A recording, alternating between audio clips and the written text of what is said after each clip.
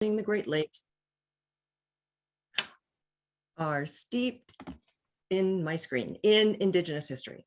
Today, we are gathering on these treaty lands, and we have the responsibility to honor and respect the four directions: land, water, plants, animals, and the ancestors that walked before us, and all the wonderful elements of creation.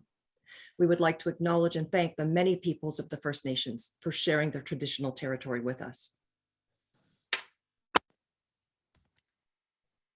Truth and Reconciliation Coalition. This is a new idea at this moment that we're trying to share with people. One voice, one message, one future. Really, what we're doing is, by becoming Greenbelt Guardians, we are taking reconciliation action. These truth and reconciliation actions were created for us, for the settlers, or as many Indigenous prefer to refer to us, as visitors, as we have not actually settled anything yet. It's a moral framework to guide our progress to a fair and just society that lives within the bounds of Earth's natural systems. Clearly, we can't wait for our government to lead this work because we can see they're not doing it. The current Ontario government is continuing to act as colonialists, disregarding our collective responsibility to plan with the needs of the next 7 generations in mind. Finally, the Greenbelt Guardians are part of this work, and as we are accomplices, not even just allies, we honor the Truth and Reconciliation calls to action and call out those who do not. And our goal is to build a community that exemplifies living in a good way. So any organization you are part of can consider themselves part of the Truth and Reconciliation Coalition. Our one message is one future. We need to have grounds to walk on, water to drink, food to eat. Those are all very basic necessities that are part of the Truth and Reconciliation Plan. So by going together as a Greenbelt Guardian, we will be walking with the Indigenous brethren that walked before us.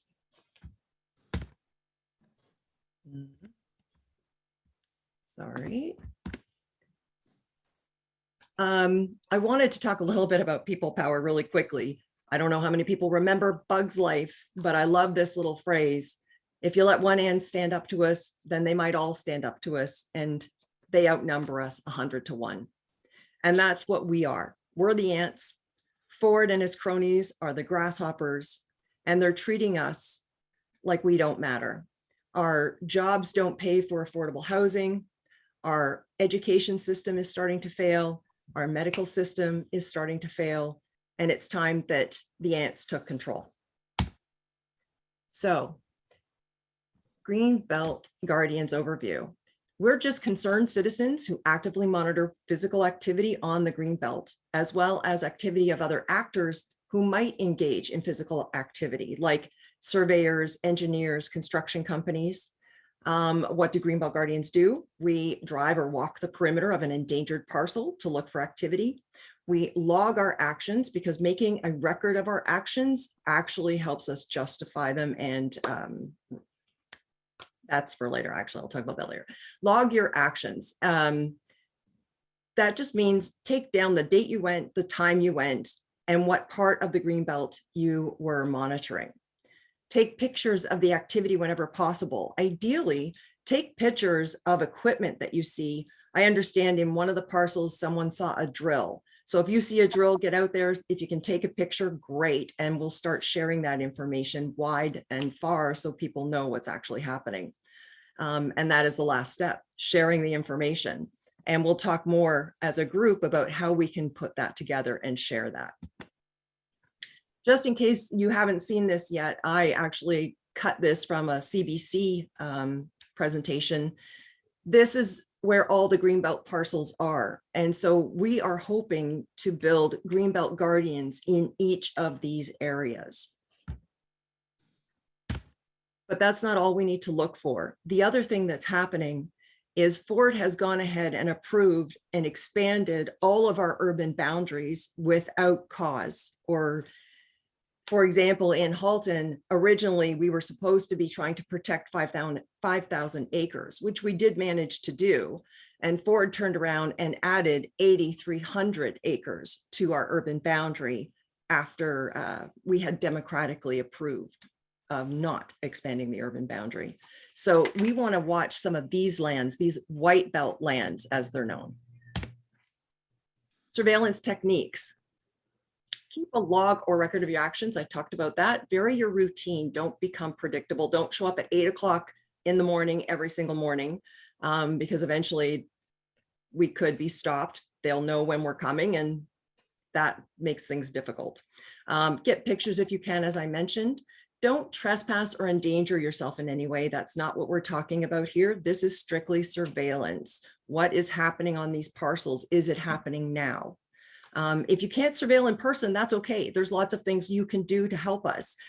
We can get on the offenders mail lists. I don't know if any of you are on some of the oil companies, and lobbyists have different groups that you can get on their mail lists and see what they're actually talking about, and the spin they're putting on their industry is kind of interesting, and it helps us prepare how to counter that spin.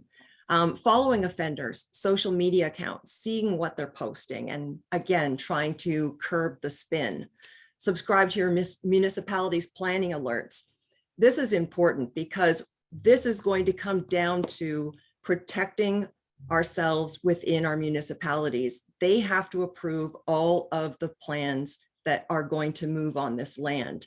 So we know that Ford can go ahead and try to clear it, but nothing can be built without going through our municipalities. So being aware of what is coming to council meetings is really important. And finally, subscribing to the Environment Registry of Ontario is another way to monitor what the government is doing and proposing, because anything that touches the environment has to be posted for 30 days on the ERO. They can do it very quietly. They don't have to tell you they're posting it. They can just put it out there and in 30 days close it, and whatever comments are there are there. So those are just some of our first ideas around surveillance and what the Green Guardians do. Really, we want to hear from you about what you think the Green Guardians can do and how we should be doing it. So I'm going to put it out to you guys. If there's anyone who'd like to share some information or ask some questions, we're going to be moving into a breakout room shortly after.